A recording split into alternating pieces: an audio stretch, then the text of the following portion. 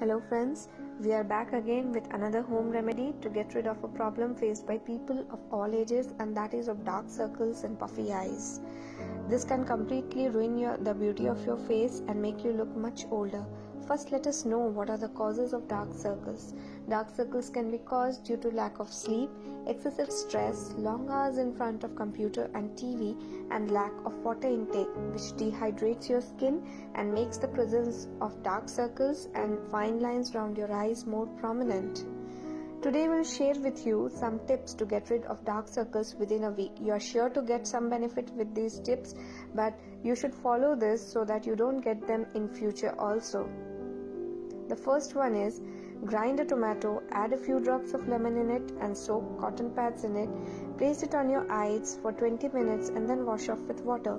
Tomatoes have antioxidants lycopene and are also loaded with vitamin C, which helps to protect your skin from sun damage. The vitamin C in lemon also helps lighten skin, and hence this will help you get rid of this problem.